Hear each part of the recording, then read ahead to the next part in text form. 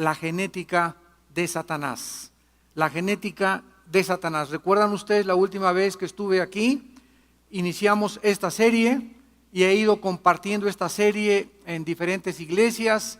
Esta parece que es la octava y la novena.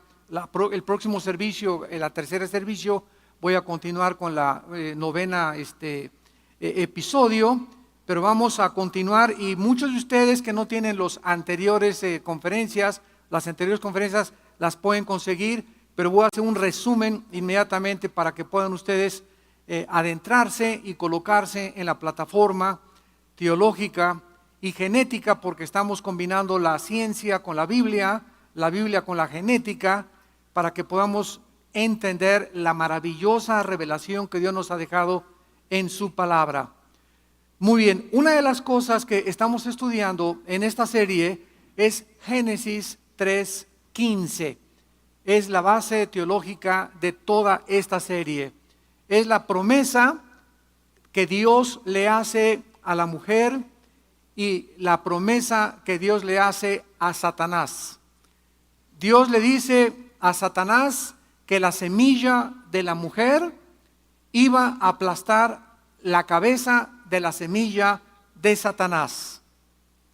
Y le dice a Satanás que de la semilla de él haría tropezar la semilla de la mujer. Recordamos inmediatamente cuando le metimos microscopio a este versículo que se habla o se menciona de dos semillas. Y también recordamos que la palabra semilla en el hebreo sera con Z, sera, C-E-R-A, significa esperma. Y se tradujo en otras partes del Antiguo Testamento linaje o descendencia, porque ya sea cualquier linaje o cualquier descendencia, viene de la información genética del esperma. Y vimos también claramente que el hombre tiene 23 cromosomas sexuales y la mujer tiene 23 cromosomas sexuales, con la diferencia que las mujeres tienen cromosomas XX y los hombres tienen cromosomas XY. Y cuando el esperma de mi padre ovuló el óvulo de mi madre o lo fertilizó, lo que hizo que yo naciera varón y lo que Dios hizo que tú hicieras varón fue el cromosoma Y, que es el que determina el género masculino. La mujer solamente tiene 2X, y cuando el X del hombre fertiliza el óvulo de la mujer, nace mujer. Entonces el hombre es el que determina el género en el aspecto sexual. Si el cromosoma de mi padre Y ovula a mi madre, es hombre. Si es X, va a ser mujercita. Muy bien. La Biblia nos muestra claramente entonces que la mujer iba a tener una semilla o un esperma que iba a aplastar la cabeza de Satanás. E inmediatamente recordamos que la mujer no es la que lleva la semilla, el esperma lo lleva el hombre. El hombre es el dador, la mujer fue criada para recibir. Entonces el hombre es el que transmite el esperma, la mujer lo recibe, viene la fertilización, se forma el cigote, al mes se forma el embrión o el estado embrionario hasta que nace el bebé. Ahora, entonces, ¿cómo es posible? Todo esto lo estamos recordando. ¿Cómo es posible que la Biblia haya dicho que la semilla de la mujer?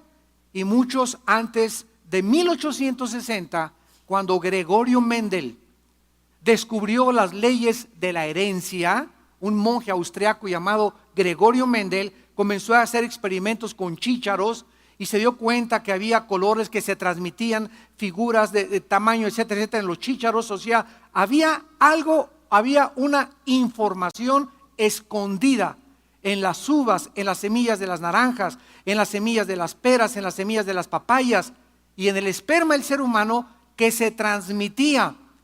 Y en ese esperma microscópico de tu padre y de mi padre venía el color de ojos, venía el pelo, venía la estatura, el color de piel, el tipo de sangre. Todo eso venía codificado microscópicamente en cada una de nuestras células. Esto es maravilloso y asombroso porque poseemos billones de células en el cuerpo humano.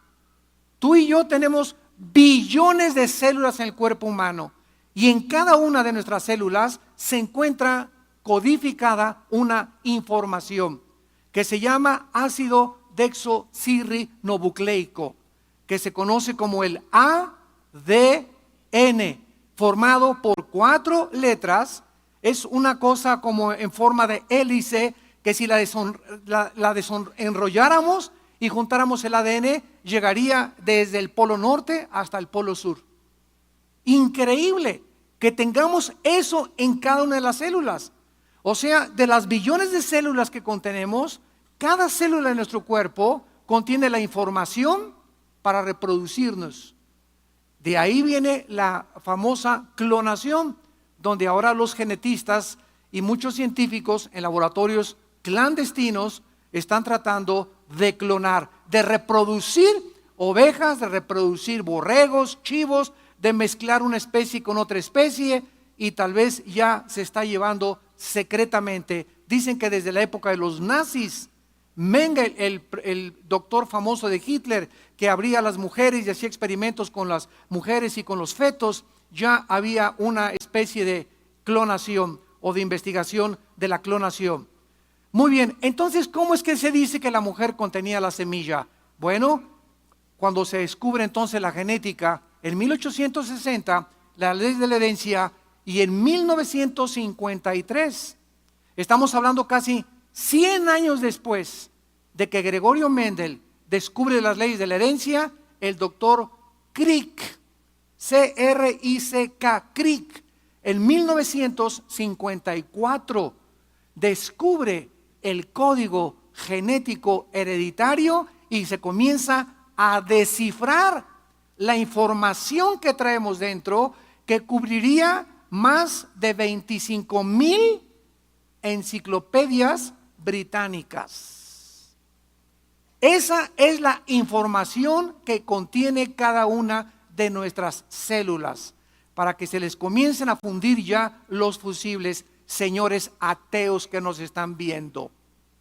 Porque el ateísmo dice que el mundo viene de la materia y que de una explosión del Big Bang surgió todo.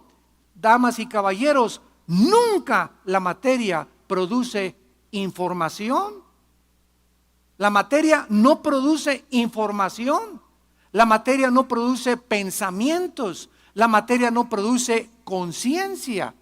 Y esto es uno de los argumentos más fuertes que he esgrimido en los debates contra el ateísmo.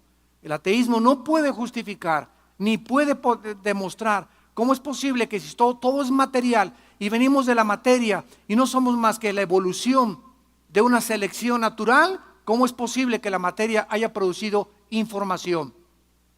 Muy bien, entonces cuando el doctor Crick comienza a descifrar el código genético hereditario, que hasta ahorita se conoce como el proyecto del genoma humano, y gracias a Dios que al terminar el siglo XX, el doctor encargado de este proyecto se llama Francis Collins, cristiano nacido de nuevo.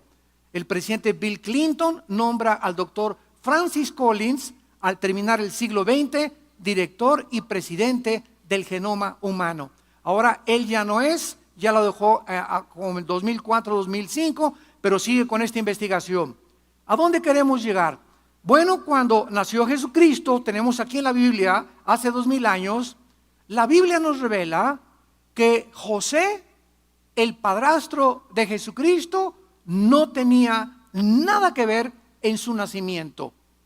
Y vuelvo a repetir, toda esta información no se podía explicar hasta que la ciencia ha ido corroborando que la Biblia tenía razón. Más antiguo que Mendel, más antiguo que el doctor Crick, más antiguo que todos los científicos, hace 2000 años. Ya la Biblia decía que cuando la Virgen María iba a parir a Jesucristo, José le dijo: Dios, te haces a un lado. ¿Por qué? Porque el cromosoma Y que José había heredado, síganme con cuidado, desde Adán estaba infectado, estaba corrompido, estaba envenenado con una enfermedad que la Biblia llama el pecado. Entonces, si José hubiera tenido relaciones con la Virgen María, el Cristo, el Redentor, el Salvador del mundo, hubiera nacido infectado, con pecado, con la enfermedad que tú y que yo heredamos desde el tiempo de Adán. Entonces, el Salvador del mundo, el Hijo de Dios, no podía nacer infectado con el pecado humano, porque entonces hubiera tenido que pagar por sus pecados y después por nuestros pecados. Entonces en la cruz tenía primero que morir por él mismo, ¿verdad? Y después pagar por nosotros. Y esto era una imposibilidad. Entonces Dios resolvió este problema para que José no tuviera nada que ver con María. Y entonces un ángel se le aparece a María y le dice: mujer, el Espíritu Santo te cubrirá, y el santo ser que nacerá será llamado Hijo del Altísimo. Entonces, ¿quién es el que fecunda el óvulo de María con el cromosoma Y? Dios. Y de esta manera, Cristo puede nacer en el vientre de una mujer y heredar genéticamente la humanidad, sin embargo, sin pecado. Porque hace algunos meses oí algunos teólogos que se llaman de la teología del reemplazo y la teología del control, que la iglesia va a controlar el mundo y que la iglesia va a establecer el reino de Dios y tonterías de esas, ¿verdad? En teología se llama el preterismo. Es una barbaridad, es una herejía, porque la iglesia no va a establecer el reino de Dios. Es hasta que Cristo regrese, Él es el que va a establecer el milenio y va a acabar con Satanás y con la maldad. Entonces, cuando oí esta teología, un predicador dijo y se atrevió a decir que la Virgen había actuado como incubadora. O sea, el vientre de María fue simplemente una incubadora. Dios puso el esperma, pero ella solamente funcionó como incubadora. Muy bien, esto parece muy sutil. Sin embargo, cuando nosotros nos adentramos en esta exposición, nos damos cuenta que es una herejía.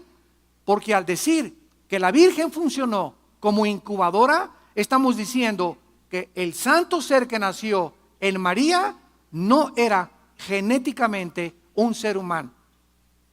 Y de acuerdo a la Biblia, el Hijo de Dios tenía que descender de Abraham, tenía que descender de Noé, tenía que descender de Jacob, tenía que descender de David, tenía que descender de toda la descendencia genética hasta llegar a María. José solamente sería el padrastro, aunque José también tenía una descendencia, pero era a través de María, a través de la mujer, que el Hijo de Dios tendría que nacer en este mundo. Entonces, cuando decimos que María funcionó como una incubadora, estamos negando la humanidad de Jesucristo. Cristo tenía que nacer genéticamente del ser humano. Y la forma como Dios lo resolvió fue a través del nacimiento virginal. Y esta es la razón por la cual Primera de Juan capítulo 4 dice que cualquiera que niega que Cristo vino en la carne tiene el espíritu del anticristo. En otras palabras, cualquiera que niega que Cristo nació humanamente de una mujer no es de Dios. ¿Por qué? Porque le negamos la humanidad. Concluimos pues, Cristo era 100% humano y Cristo era 100% divino. Era el hombre, Dios hecho carne, y aquel verbo fue hecho carne en un cuerpo de sangre y de huesos como nosotros, sin infección, para que Él pudiera pagar por nuestros pecados. Muy bien. Ahora, de la misma manera que vimos que la mujer era incongruente que poseyera la semilla, descubrimos que al decir la Biblia que la mujer poseía la semilla, se estaba profetizando el nacimiento virginal del Hijo de Dios. Así es, la mujer no pone la semilla la pondría Dios. Y ahora cuando nosotros, me voy a adelantar un poco, cuando nosotros nacemos de nuevo, ¿de qué nacemos? De una semilla. Primera de Pedro 1:23, habiendo sido renacidos de la semilla del esperma incorruptible, que es la palabra de Dios. En otras palabras, lo que sucedió en María está sucediendo en nosotros. María formó físicamente el cuerpo de Jesucristo y el Espíritu Santo está formando dentro de nosotros a Cristo. Dice en Gálatas el apóstol Pablo, hasta que Cristo sea formado dentro de ustedes. Y así como la semilla creció en María, el esperma físicamente, la semilla de la palabra de Dios está creciendo entre nosotros, está creciendo en nosotros, y Cristo está siendo formado, no que seamos Cristos, porque eso es la palabra cristiano. ¿Qué creen que significa la palabra cristiano? Cristos, ungido, anos en el griego, pequeño. La palabra cristiano significa pequeños ungidos. Así que ya no necesitas una nueva unción, como dicen por ahí, ¿verdad? Y tóqueme la unción y recibo la unción, y en esta iglesia está la unción, ¿verdad? Todas estas son tonterías. Tenemos la unción en el momento que somos cristianos del Espíritu Santo hasta el día de nuestra resurrección. Bueno, arreglando ya la situación y entendiendo el área de María, vamos con Satanás. Porque la Biblia menciona que Satanás tiene una semilla, un esperma. La semilla de Satanás heriría en el calcañar, en el tobillo, al Hijo de Dios, a la semilla de la mujer. Y así es como vamos a ir adentrándonos y entendiendo que no fue hasta que la ciencia comenzó a descifrarnos y a entender lo que significa que Satanás puede entrar a la información que tenemos dentro de nosotros. Saquen la parabólica. Los principados y las criaturas espirituales que rodean el mundo tienen la capacidad de entrar a nosotros. Y así como vamos a ir viendo de qué forma los demonios pueden entrar al control de un ser humano en su cerebro. ¿Qué es lo que controla la parte izquierda de mi cuerpo? El hemisferio derecho de mi cerebro. El hemisferio izquierdo de mi cerebro controla la parte derecha. Yo no podría hacer esto, ni mover las manos, ni abrir, ni nada. Todo viene de mi cerebro. Las órdenes vienen de aquí. Y los demonios pueden entrar a las neuronas, a los circuitos que ni los neurólogos del siglo XXI han acabado de poder entender. Los demonios tienen una información y una sabiduría, principalmente Satanás, para poder entrar y manipular nuestras neuronas, como el gadareno, ¿se acuerdan? El endemoniado gadareno, y hacer que mis músculos se me conviertan en un He-Man o en un Rambo, en un Sansón. El gadareno rompía las cadenas, el gadareno le cambiaba la voz, podían controlar las cuerdas vocales. Los endemoniados hablan con otra voz, podían controlar el hígado, el estómago, se pueden meter a los pulmones, a los riñones, al sistema circulatorio, a los ojos. Pueden meterse en los ojos, pueden manipular y controlar los nervios ópticos de los ojos. Toda esta información hasta es difícil de creer por muchos cristianos. Todavía a los cristianos les es difícil poder entender la posesión demoníaca. Y es una de las más grandes verdades de la Biblia. Cristo habló más del infierno que del cielo. Y hay más casos de demonios en los evangelios que de aparición de ángeles buenos. Porque el Hijo de Dios entra al escenario mundial a deshacer las obras de Satanás. Hechos 14:38. El Hijo de Dios baja a este planeta para corrernos la cortina y decirles: están rodeados mis hijitos, estamos rodeados.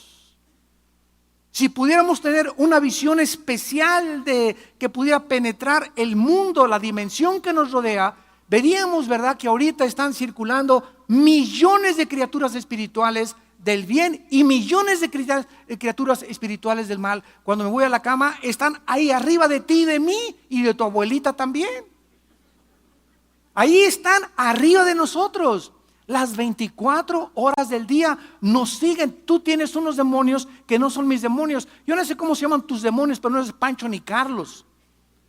Yo tengo otros demonios. Cada uno de nosotros tenemos lucha contra nuestros propios demonios. La lucha que tú tienes contra tus demonios es tu lucha. Y tú debes de saber cómo pelear con ellos, porque ellos conocen tus debilidades, porque tus debilidades no son mis debilidades. Todos tenemos diferentes debilidades y todos tenemos el poder de Dios para pelear contra nuestros demonios. Y la razón por la cual nuestros demonios están continuamente acechándonos es para tratar de abortar, de impedir, de detener, de bloquearnos, de obstaculizarnos que sigamos a la meta del supremo llamamiento en Cristo Jesús. Los demonios tienen como propósito lo que hicieron en el desierto con los judíos: que estés en la vida así, dando vueltas y vueltas y vueltas sin llegar a ningún lado. Y muchos de ustedes tienen ya 10, 15 años así en la vida cristiana, vueltas y vueltas y vueltas como trompo, y siguen siendo las mismas personas, sin humildad, sin mansedumbre, sin paz, sin seguridad, sin dirección a dónde van, con mucho menos amor, menos gozo, menos esperanza, menos tranquilidad. No han cambiado para nada. Como me dijo una vez un señor: pues así, mi hijo, así soy yo, y así fue mi abuelo, y así fue mi bisabuelo, secote como los nopales. ¿Sabes una cosa? Pues ahora en Cristo tienes que cambiar. Y si tú eres el mismo de hace 3 años, déjame decirte que no creo que seas cristiano, porque Cristo viene a revolucionarnos totalmente nuestra personalidad, a que no seamos lo que éramos hace 1 año, hace 2 años o hace 3 años. Entonces, ahora Satanás puede tener, ¿verdad?, la información genética. Él tiene acceso a las neuronas y al código genético que se descubrió en 1953-54 por el doctor Crick. Y esta es la razón por la cual estamos profundizando en todas estas cosas, para que podamos entender la maravilla de la revelación de la Biblia a la luz de la ciencia. Vamos a ver en esta mañana, para iniciar nuestra conferencia, y vamos a tratar de entender 2 términos en la Biblia: los hijos de Dios. Los hijos de Dios. Vamos a seguir el rastro de los hijos de Dios en el Nuevo Testamento y los hijos de Dios en el Antiguo Testamento, porque esto es muy, muy importante de conocer. En primer lugar, no todos los seres humanos somos hijos de Dios. Que quede claro en tu vida: todos los seres humanos somos criaturas de Dios, pero no todos los seres humanos somos hijos de Dios. Por lo tanto, yo no puedo llamarle hermano a una persona de otra religión. Yo no puedo llamarle hermana a la hermanita de la caridad. Doña Conchita, don Carlitos, y te llamo como te llame, pero no eres mi hermano ni mi hermana, porque mis hermanos, Cristo dijo, son los que hacen la voluntad de mi Padre. Y la persona se puede portar mejor que San Crisóstomo, y mejor que San Crispín, y mejor que Santa Rita de Casia, y ser un ejemplo de moral, porque hay personas que tienen mucho mejor moral que los mismos cristianos, desgraciadamente. Por ejemplo, los mormones nos ganan, ni café toman. Y nosotros somos bien cafeteros los cristianos, ¿verdad?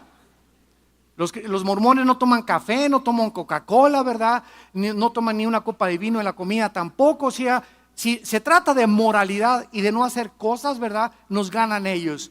Sin embargo, no se les puede llamar hijos de Dios, porque es una secta.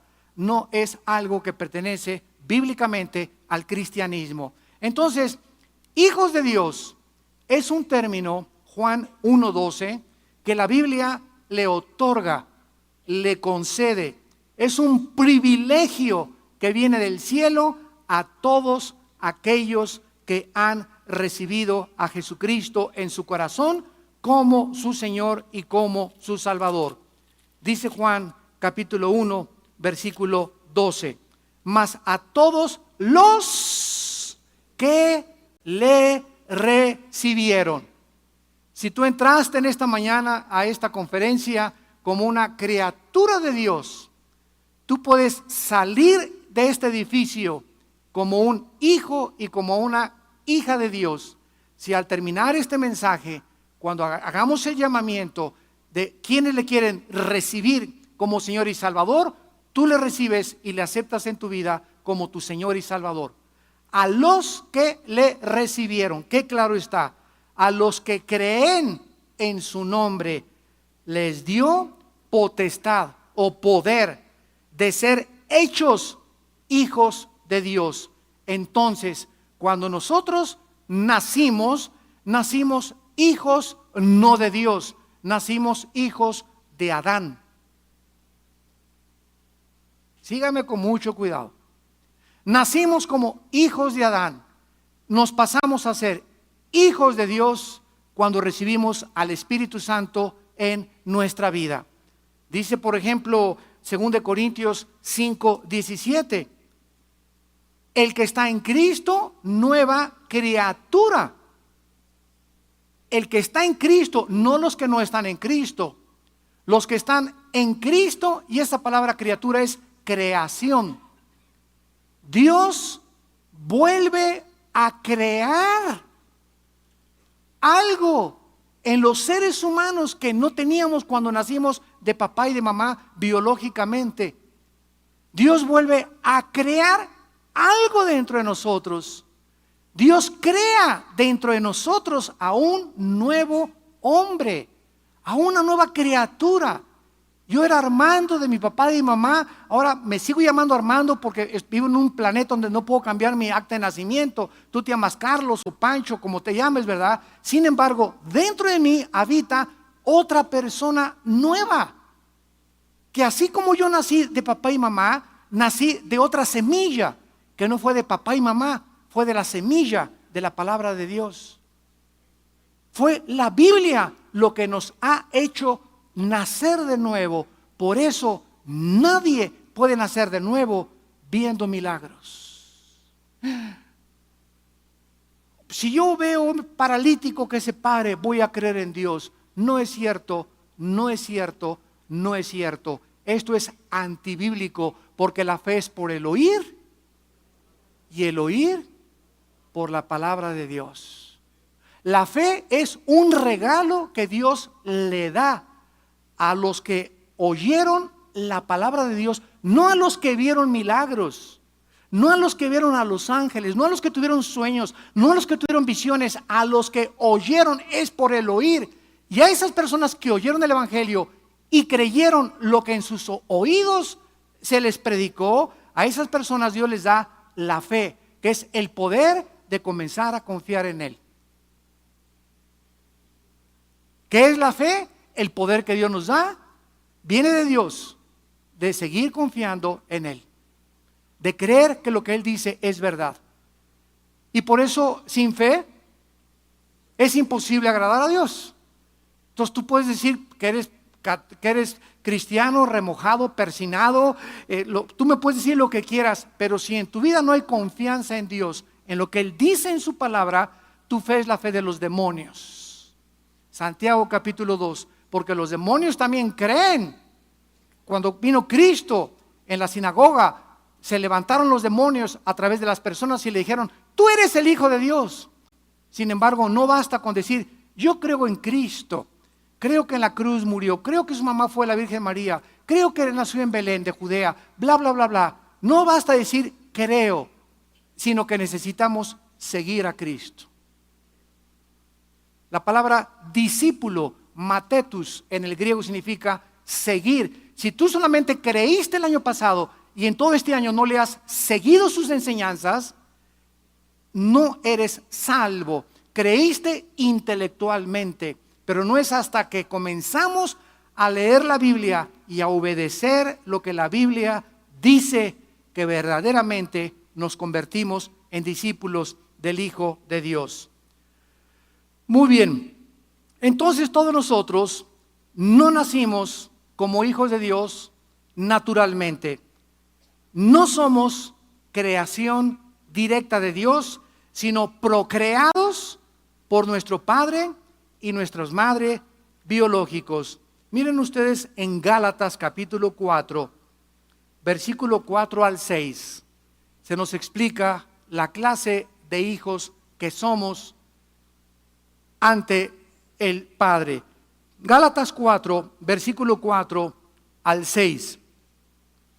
Cuando vino el cumplimiento del tiempo, o sea, el nacimiento de Cristo fue en el tiempo exacto que Dios calculó para que Cristo naciera.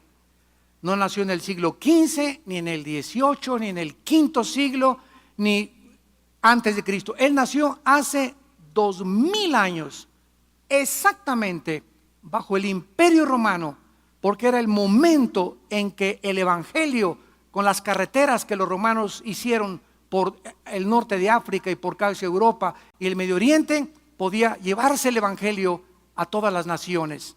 Entonces, en el cumplimiento, en el tiempo que Dios había determinado, Dios envió a su Hijo nacido de mujer y nacido bajo la ley. Acuérdense que hasta el libro de los Hechos, en la venida del Espíritu Santo en Pentecostés, comienza la época de la gracia. Esto es muy importante, porque los evangelios y la vida de Cristo estuvo bajo la ley. Por eso Él dijo, ni una jota ni una tilde de la ley pasarán hasta que todo se cumpla. Y al morir Cristo en la cruz, cumplió toda la ley de Dios. Desgraciadamente abrimos la Biblia en Mateo y dice el Nuevo Testamento. El Nuevo Testamento comienza en el libro de los Hechos, el nuevo pacto. Los evangelios fueron escritos bajo la ley, porque Cristo no había resucitado ni había mandado al Espíritu Santo. Muy bien. Y nacido bajo la ley para que redimiera a los que estaban bajo la ley, a fin de que recibiéramos, ¿qué cosa? A fin de que recibiéramos la adopción de hijos. Los cristianos somos hijos adoptados. Cristo es el unigénito. De tal manera amó Dios al mundo que Dios mandó a su Hijo unigénito, único en su género. En otras palabras, Cristo es hijo de Dios, pero no es hijo de Dios como tú y como yo. Por eso no somos dioses. Él es único en su género, creación de Dios, directo de Dios, igual a Dios, semejante a Dios. Nosotros somos hijos de Dios, adoptados por Dios. Tenemos que aprender a diferenciar esto si queremos estudiar teología. Entonces, Cristo, ¿verdad?, es coigual al Padre. En el principio era el verbo era con Dios, y a Él se le llama el Hijo de Dios, porque al bajar el mundo se despojó a sí mismo, Filipenses capítulo 3, y tomó la forma de un siervo semejante a nosotros. Cristo nunca dejó de ser Dios en la carne. Muy bien. Veamos ahora en Romanos 4, seguimos leyendo aquí en Gálatas. Y por cuanto sois hijos, notemos que solo a los hijos Dios envía al Espíritu Santo a sus vidas. Solo a los hijos de Dios, solo a todos los que le reciben, solo a todos los que le abren su corazón, Dios ahora nos envía un regalo del cielo. Cristo entra a morar en nosotros en la persona del Espíritu Santo. Y el Espíritu Santo entra a tu vida y a mi vida porque estamos atravesando un mundo que es un valle de sombras y de muerte. Cristo nos manda a un mundo lleno de conejitos. ardillitas, lobos. Lobos.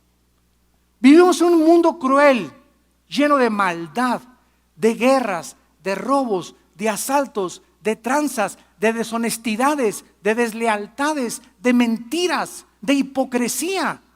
Un mundo que está, dice 1 Juan 5:19, completamente gobernado por el enemigo. Ahora, si vamos a atravesar este mundo donde todos los que están en este mundo, las criaturas que se llaman seres humanos, son personas controladas por el enemigo, necesitamos un poder que no es de este mundo, es el poder sobrenatural del Espíritu de Dios.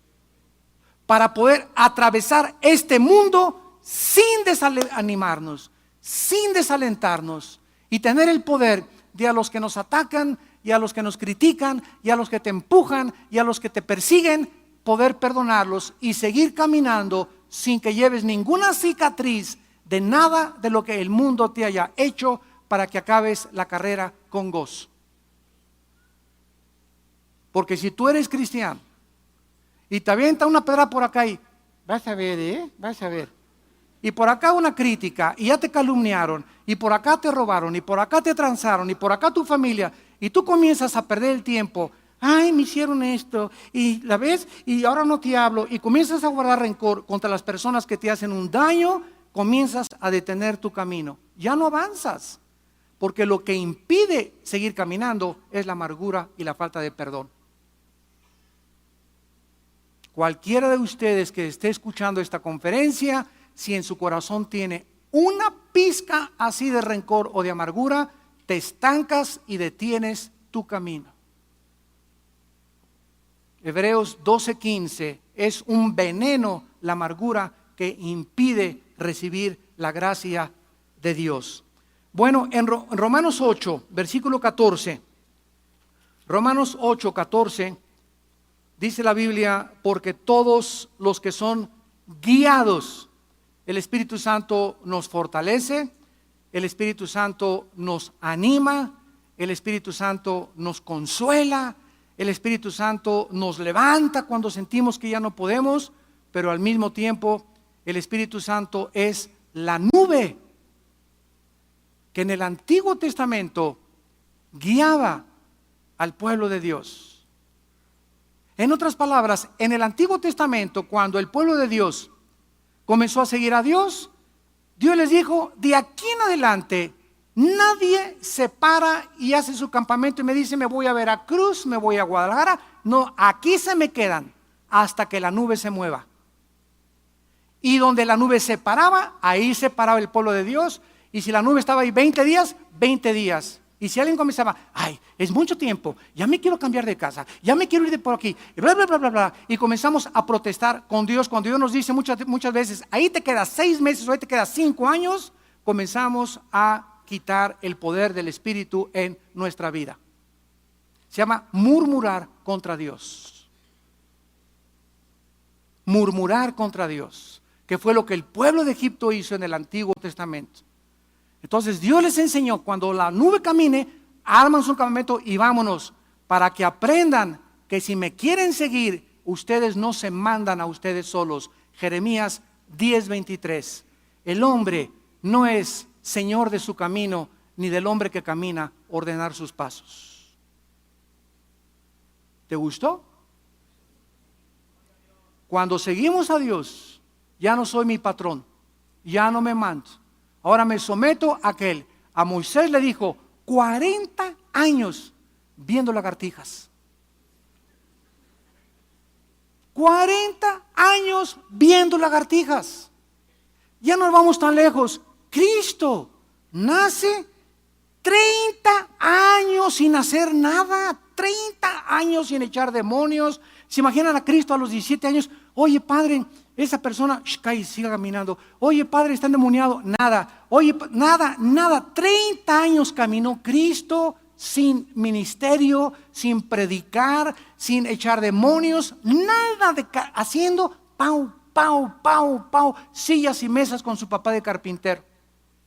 Y hasta llegar a los 30 años, Dios le dice entonces, llegó el momento, vete a bautizar con tu primo hermano Juan el Bautista, y ahí comienza Cristo su ministerio después de su bautizo.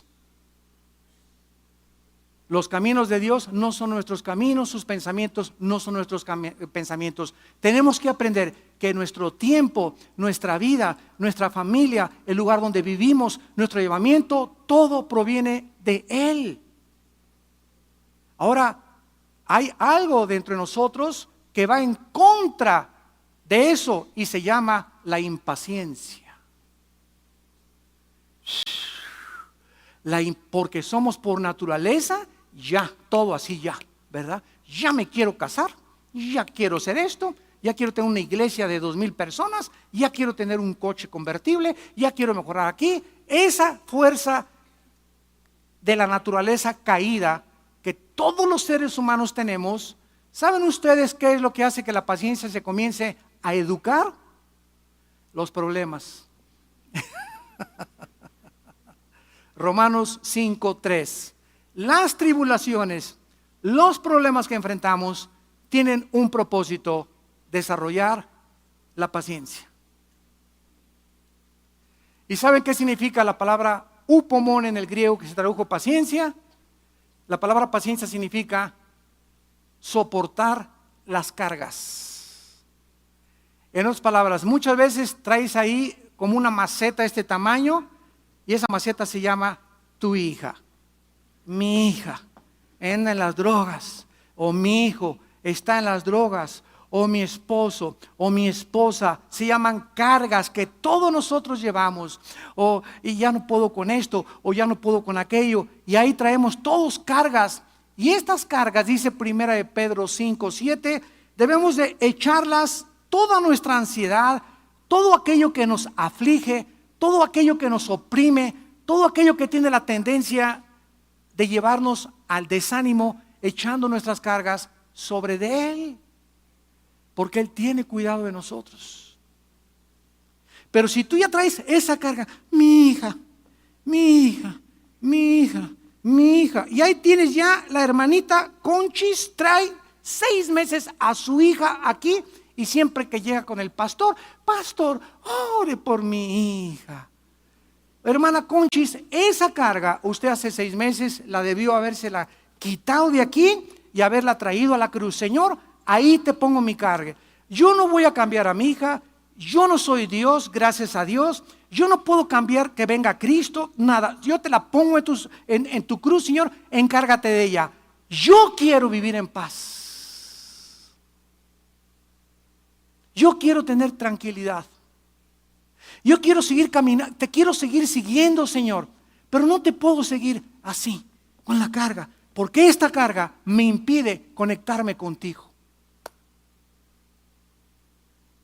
Las depresiones nos impiden oír la voz del Espíritu Santo. Las depresiones y las cargas y el desánimo detienen nuestro caminar con Cristo. Y por eso las iglesias están llenas de cristianos amargados, deprimidos, desalentados, porque no han aprendido a caer de rodillas y pasar tiempo en oración con Dios y decirle: ahí está mi hija, ahí está mi esposo, ahí está mi esposa, ahí está mi trabajo, ahí está esto que me hace falta. Señor, yo quiero ahorita, al dejar de orar, tener la seguridad, porque sin fe es imposible agradarte. Creo que tú me has escuchado y que te vas a hacer cargo de esto. Y aunque yo no vea a mi hija, aunque yo no vea a mi hijo que cambie todavía, ni que mi situación se arregle, lo creo por fe. Pero esa situación ya no me va a molestar. Porque sabes una cosa, si tú no haces eso, va a regresar tu hija y te van a internar a ti en el hospital. Ya cuando se arregle el problema, hasta taquicardia te comenzaron a desarrollar, vas a acabar con problemas cardiovasculares o problemas gastrointestinales. ¿Por qué? Porque el estrés, que es la condición de intranquilidad, de ansiedad crónica, que estás así como pepita en comal y te sientas y te hacen así las patas toda esta situación, ¿verdad? Habla que no tienes paz, que no confías en que Jehová es tu pastor y que nada te faltará.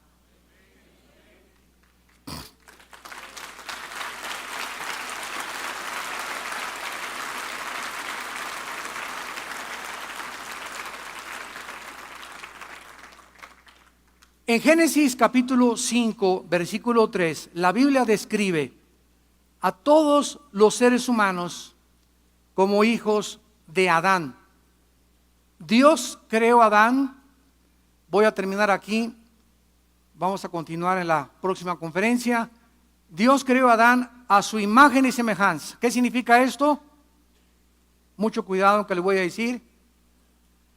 Dios creó a Adán a su imagen y semejanza. ¿Qué significa esto? Que su código genético hereditario, que el ADN de Adán no estaba alterado, ni corrompido, ni tergiversado. Estaba limpio el ADN, la información en las células de Adán genéticamente eran perfectas esa información. Su disco duro estaba limpio de cualquier virus. Pero cuando Adán peca, algo cambia. Génesis 5, versículo 3. Y vean lo que dice la Biblia ahora. Y vivió Adán 130 años y engendró un hijo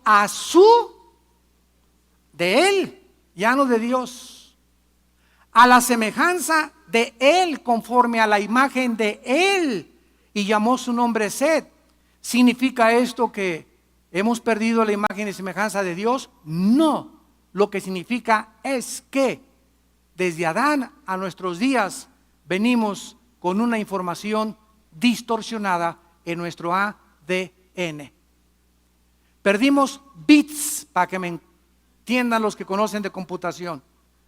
Algo le pasó al disco duro, genéticamente hablando, que perdimos información. ¿Cuál fue la información que se perdió? Y que desde Adán a nuestros días nacimos carentes de esta información: el conocimiento de Dios. El hombre desde Adán hasta nuestros días nace biológicamente, es consciente del mundo que le rodea por sus 5 sentidos: el gusto, el oído, el olfato, el tacto. Vive bajo el empirismo. El ser humano no quiere creer lo que no ve, lo que no oye, lo que no siente. Él se limita a un mundo material. El ser humano perdió el contacto con su creador. Pero el ser humano, al mismo tiempo que perdió el contacto con su creador, el ser humano no perdió la eternidad de su alma. Eclesiastés 3, versículo 11. Esa eternidad que Dios puso dentro de nosotros está en el ADN y en el alma. ¿Qué significa esto?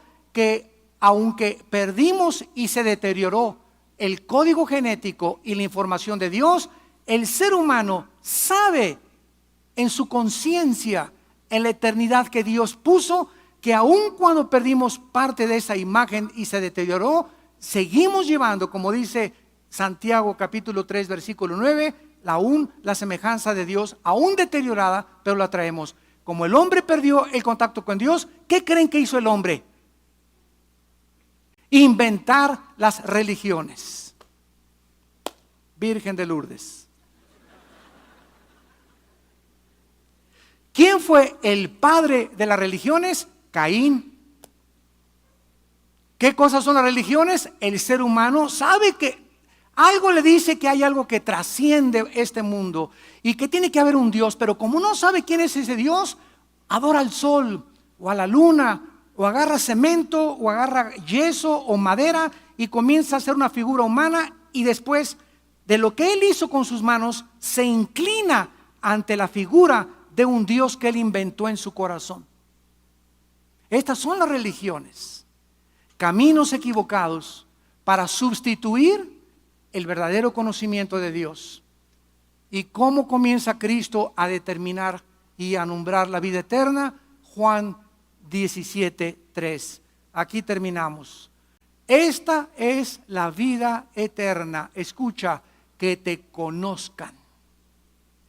¿Qué es la vida eterna? Recobrar el conocimiento perdido de Dios, que no lo hubiéramos podido recobrar si el Espíritu Santo no hubiera entrado a nuestra vida. Primero le creo a Dios, me acepta como su hijo, me da el Espíritu Santo, me da la Biblia y ahora con la Biblia yo comienzo ¿a qué? A recuperar el conocimiento de Dios. Esta es la vida eterna, conocer a Dios, sus pensamientos y sus caminos. ¿Lo estás tú conociendo? Lo primero que aprendemos es que Él es un Dios santo, santo, santo, y que ese Dios aborrece el pecado en nuestra vida. Y ese A, o el primero de primaria del conocimiento de Dios, si tú durante toda tu vida no recuerdas que estás sirviendo a un Dios santo, santo, santo, que odia el pecado y que lo demostró al crucificar Dios y quebrantar a su propio Hijo por el odio que le tiene al pecado, nunca lo vas a conocer, porque sin santidad no se puede conocer a Dios. Gracias por tu palabra, Señor, en esta mañana. Alabado sea el nombre de Jesús.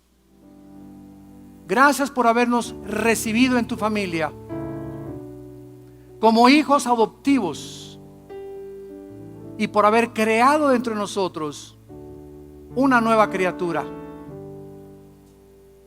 Y ahora podemos en esta nueva creación entender tus pensamientos y tus caminos y conocerte, Señor, porque nos has llamado a conocerte para que podamos servirte, adorarte y glorificarte.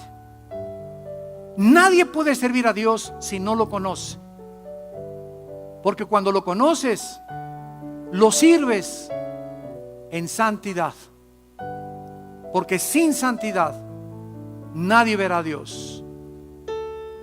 Y si invocamos por Padre a aquel que es el único Dios vivo y verdadero y que juzga a cada quien sin acepción de personas, conduzcámonos con temor durante todo el tiempo de nuestra peregrinación, recordando que fuimos lavados y comprados por la sangre preciosa del Hijo de Dios. En esta mañana muchos de ustedes vengan a la cruz y conviértanse en hijos e hijas de Dios. Sal de este lugar bautizado con el Espíritu Santo, un bautismo que recibimos en el momento de la conversión. Recibe a Cristo por la fe y dile estas palabras en tu corazón: Señor mío y Dios mío, te doy gracias por haberme permitido en este momento oír tu voz a través de la Biblia y llamarme a conocerte y a servirte.